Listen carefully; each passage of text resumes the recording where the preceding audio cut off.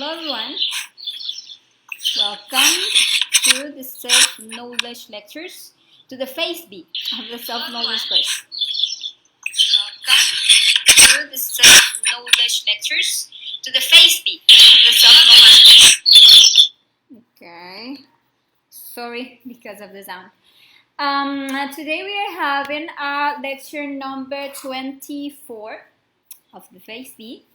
So we have only one lecture left in the phase B of the self-knowledge course. And today, next Sunday, we are going to see the last lecture. And today we have a very, very interesting topic, which is the practice of the cross and what the cross symbolizes. And this lecture is actually quite interesting since it will allow us not only to reveal the meaning of this symbol, which is a cross, but also to know what are the three types of cross that exist and that define the initiation work, and to know the meaning of each one of them. The cross actually is a universal symbol, as you know. It has really existed in all cultures and in all times. It is not a properly Christian symbol, as many people believe. And it has actually existed for thousands of years before the Christian era. So let's start delving into the meaning of the cross. Let me just check something here. Okay, sorry. There we go. The cross itself is actually the symbol of the sexual union. Yes, we see that the cross is made up of two beams, two pieces of wood. A vertical piece of wood that represents actually the masculine phallus, the active or positive force, the generating element, and of a horizontal wood that represents the feminine yoni or the vagina, just the passive or the negative force, the receptive element, in which everything is created or disintegrated. And this allows us to see that when these two forces intersect, a third force is generated, which is a power that can create and a power that can destroy. That is why you see that magicians all around the world use the cross.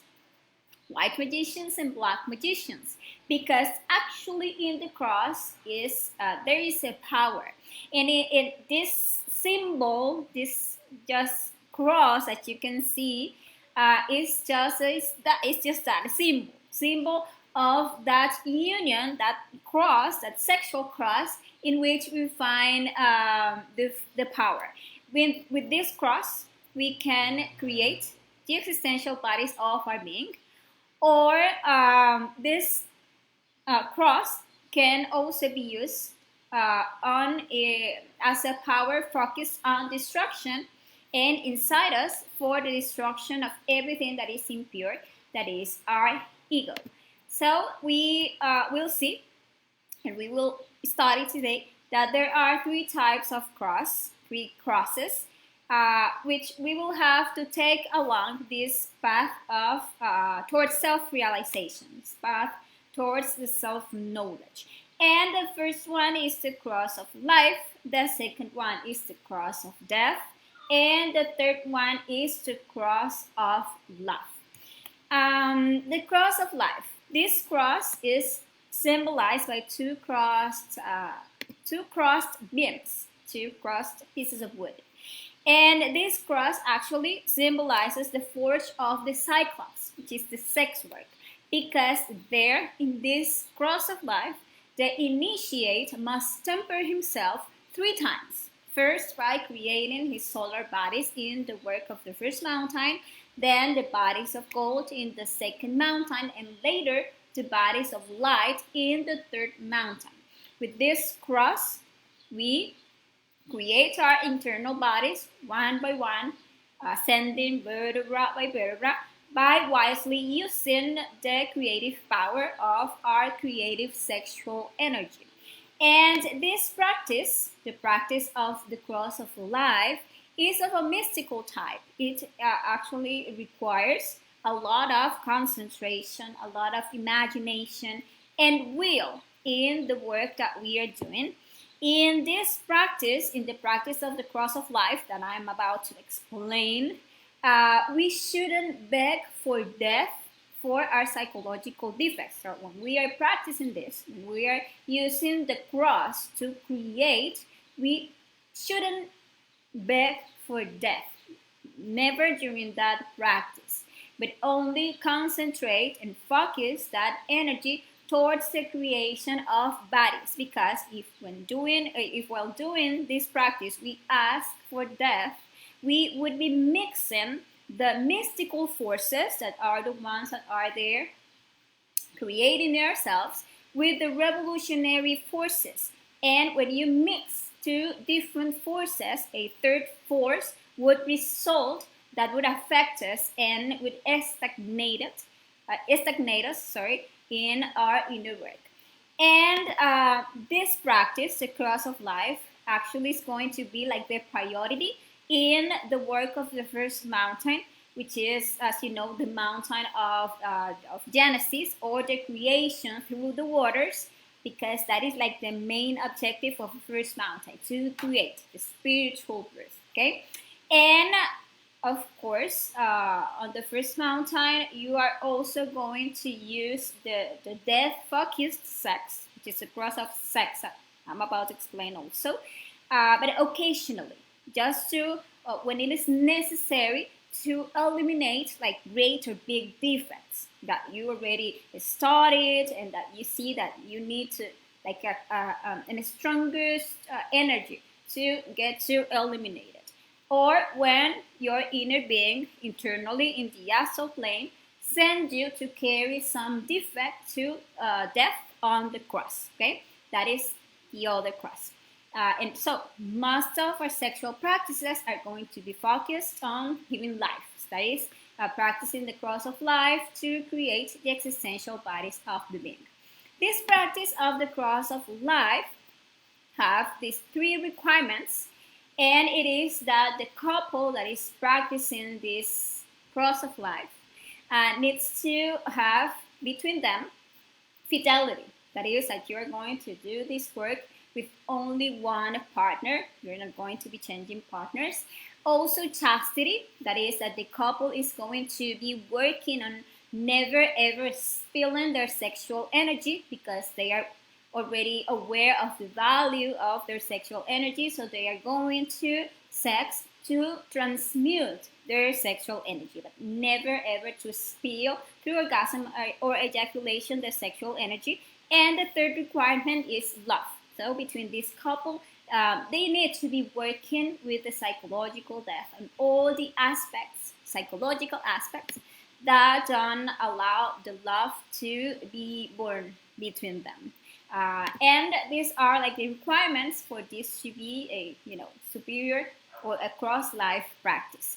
And well, as I was explaining, we need to have during this practice a lot of concentration, being focused. There, all of our functions, they're directed in the ascent, in the transmutation of our sexual energy. A lot of imagination. For the wise to imagine is to create. And well, you need to have a lot of imagination to see that sexual energy, make it ascend through your spine with your imagination, and a lot of will to never get to to overexcite yourself, to never spill your sexual energy. And for this practice of the cross of life or the cross of birth, the first thing that we must do is the conjuration of the belly limb and the magic circle that we learned in the lecture 7 of the phase A. And this point is very important since the suprasexual practice is a high magic practice in which, as we can see, two powerful forces are joining together to make a superior creation. If we don't close ourselves correctly to do this practice, we will be like an easy target for negative entities and black magicians who will seek to make us fall during the practice, to have a sexual fall, for them to feed on our sexual energy. So it is essential to always do the belly line and the magic circle. Just a second. Let me just a moment.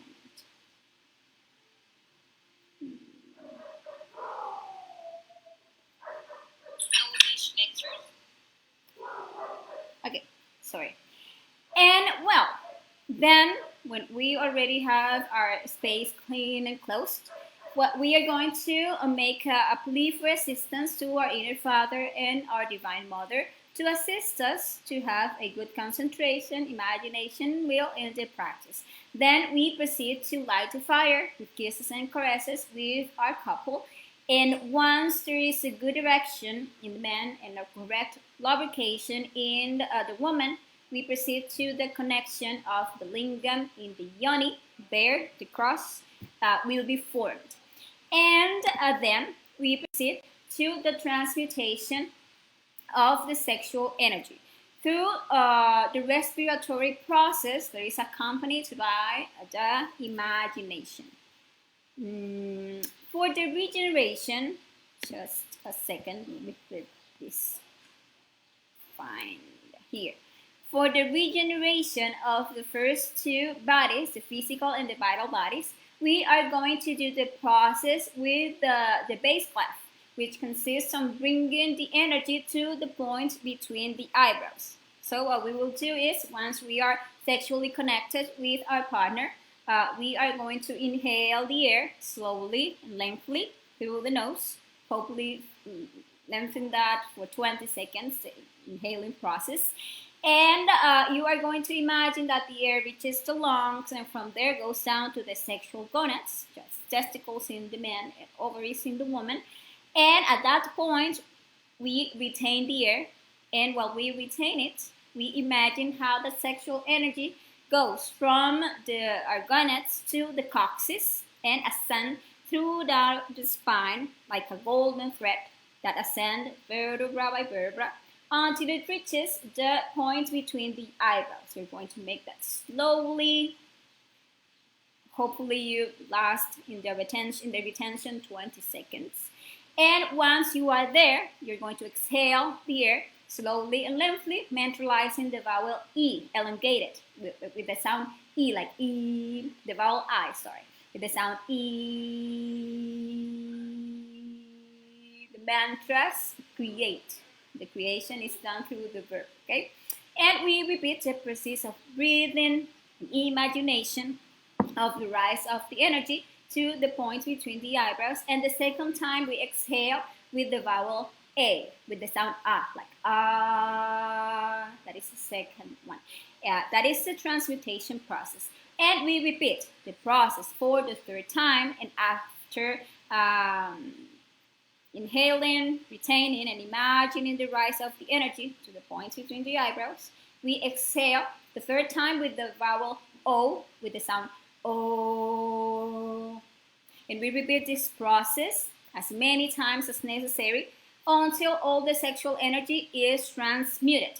But if at any point of the practice the sexual potency drops, that is, the man loses some of his erection or the woman loses some of her lubrication, the couple proceed to make gentle movements just to recover the power, the sexual potency, to return to the ascent of their energy, to a transmutation of their energy. That is the cross of life. That way you are going to be giving yourself life, because remember that your sexual energy has the capacity of giving life, okay? So when you make it ascend, you send it inward and upwards, you're giving life to yourself and you are giving life to the existential bodies of your being. And with this practice, we are going to be regenerating our physical body and our vital body. That is, we are going to ignite the sacred fire with this practice, the base clef. We are going to make the first and the second initiations of major mysteries with this base clef practice. Okay, and the success of this practice is always withdrawing from the practice without spilling the sexual energy. Not even a drop of semen should be spilled during the practice. That is the success of the practice. Now, when we have already concluded the second initiation of major mysteries, remember that it's something that you are going to know internally. It's not something that you are going to guess. Okay, I think no. Internally, you're going to receive when you are already an initiate. You're going to receive your silver sword, and the silver sword is going to be growing as you upload the energy through your spine. And you're going to complete your first initiation, you're going to complete your second initiation. The process of awakening of your consciousness is going to take place. So you're going to start being aware of your inner process in the inner world. And when you already are about to enter to pass to the third initiation, or when you conclude your second initiation, you are going to know it, okay? And now we are not going to regenerate but to create. We are going to begin with the creation of the solar astral body, and we are going to carry out the process of transmuting the energy, but now with the treble clef, okay? And we will not now carry the energy only to the point between the eyebrows, but from there, when the energy reaches this point, we are going to turn it here and make it descend to our hearts, coiling the energy there. Since both the astral, mental, and causal bodies are not going to be regenerated but created, since we barely have an embryo of them. And just as when the fetus of the woman is formed in the mother's womb, the first thing that is formed is the heart, and from there the rest of the body. Likewise with the creation of the internal bodies. And for this we are going to take the energy now to the heart. Then what we are going to do is like the same procedure, the same asking requests, kisses and caresses to ignite the sacred fire. And once you are sexually connected with your partner, you are going to inhale the same slowly, lengthily. As I said, hopefully each process, inhalation, retention, and exhalation, can be extended for 20 seconds each. And after the air is brought to the sexual gonads with the imagination, the air is retained, and we imagine the energy going to the coccyx and ascending in the form of a golden thread through the entire spine, reaching the point between the eyebrows, and from there descending to the heart and coiling there. And at that point you exhale, first with the sound E, the second time that you do the process, inhalation, retention, and imagination, you exhale with the sound and the third time with the sound O. The same, but the thing is that you're going to take the energy to the heart. And in the same way, success will always be in withdrawing from the practice without ever spilling the sexual energy, neither inside or outside the practice. And well, that is the first cross, or the cross of life. With that cross, you're going to make the greatest creations that a man can do, that is the creation of his internal bodies. Now, the second cross is the cross of death. In this cross, we see an initiate dying during the practice of sex. As I explained, sexual power can be used to create or to destroy, that is, to be born or to die. And in this cross, above the head of the initiate, we see the INRI, that is a mantra, INRI, that in Latin is Ignis Natura Renovatur Integrum, which means fire incessantly renews nature. So this cross shows us an initiate dedicated to psychological death, to dying in himself. So in these moments of infinite happiness during the sexual work, the initiate concentrated on his divine mother, asking for her forgiveness, uh, repentant of his mistakes, begs his divine mother, or her divine mother, in the case of the woman, to eliminate the defects that he or she has and that he or she already understood, okay? To apply the fire for their total disintegration. This practice, the cross of death, is of a revolutionary type. It also requires a lot of concentration, imagination, and will in the work that we are doing.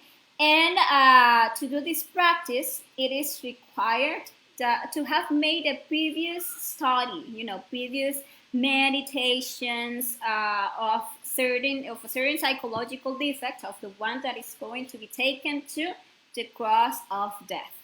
With this practice, the initiate gradually eliminates the psychological defects detail by detail, because you're going to be there asking for death to every detail that you have discovered from that defect, in order to be able to resurrect. This practice actually is going to be a priority in the work of the second mountain, since through this practice the Christ will disintegrate all of the infrahuman elements that live within us. However, on the first mountain, we will sporadically use this practice to bring, as I explained, big defects. To those that we have already done a good prior study of them, and to those selves that our inner being internally ask us to burn in the fire or to directly take to the cross. And the preparation for the practice of death on the cross is similar to that of the cross of birth.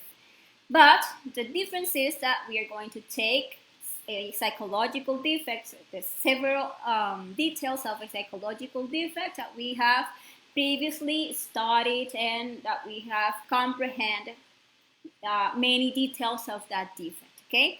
And we are going to do conjuration, magic circle, bailing magic circle, begging for assistance, lighting the fire with kisses and conscious caresses to obtain a good direction and a good lubrication.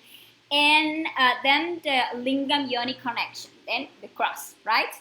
And in this practice, the air is inhaled slowly and lengthily, imagining that it reaches the sexual gonads.